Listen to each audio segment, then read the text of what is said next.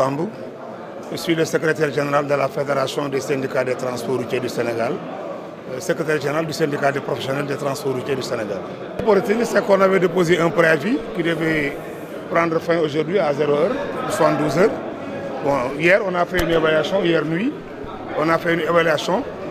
Comme l'a dit le président, nous avons tiré que nous avons 85% de réussite par rapport au mot d'ordre. Comme vous le savez, le Sénégal est composé de 14 régions. Tous les 13 régions ont suivi le mot d'ordre à 100%. Quand même, on a calculé quelques défaillances au niveau de Dakar, mais c'est le seul secteur des transports urbains. Les gros porteurs ont respecté l'arrêt. Le transport interurbain, si vous constatez que la gare de Diamniadio, de Rufisque, la grande gare de Beaumarchais, Colobane, Petersen, Lat Dior, aucune de ces gares n'a fonctionné. Donc on peut évaluer qu'à Dakar, on a au moins 70%, 75%. Donc si vous le comparez avec ce que nous avons sur le territoire national, on peut dire que sur le plan national, on a 85% de réussite.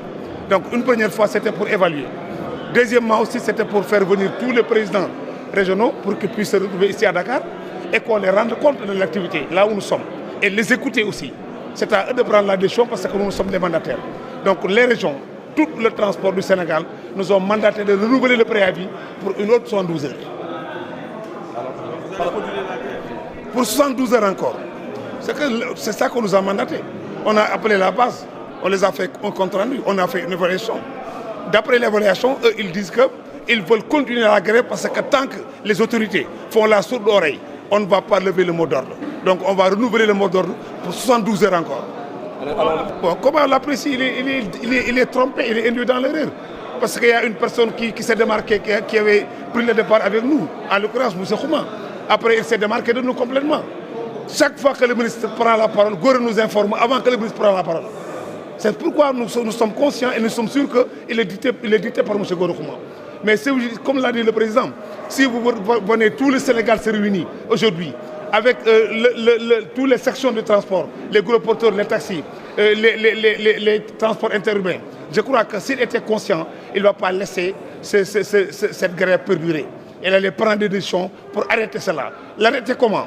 Nous épaler sans Gore Khouma. Nous, notre condition, c'est clair. On veut le rencontrer, on est prêt pour discuter, on est prêt pour négocier. Mais on ne va jamais le faire avec Gore Khouma.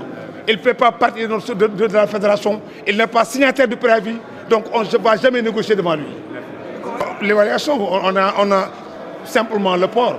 Vous avez entendu, vous tous, que nos camarades maliens se sont solidarisés avec nous, les deux grands syndicats, comme MCTR et Sénacor. Donc si par exemple le port est bloqué, chaque jour on peut enregistrer des pertes de 37 à 40 milliards par jour. Donc c'est à vous d'évaluer.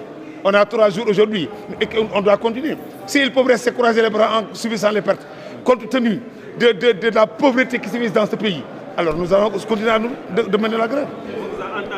Effectivement, parce que c'est le premier, c'est le père de la nation. Si par exemple, le ministre ne peut pas nous recevoir, qu'est-ce qu'on fait? C'est faire appel au président de la République qui nomme les ministres, qui nomme les fonctions, et qu'il doit prendre ses responsabilités pour arrêter ça.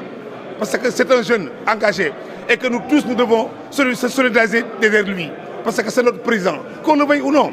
Donc si on, par exemple, on laisse un ministre qui ne veut pas recevoir les syndicalistes, surtout le syndicat de transport, qui est un syndicat tellement représentatif, qui regroupe 14 syndicats, je crois que c'est le président en personne qui doit prendre ses responsabilités, appeler le président de la fédération pour qu'on puisse discuter, trouver des issues heureuses pour que cette grève soit levée. Alors, si les 112... On va reconvoquer la base, les écouter, les rendre compte.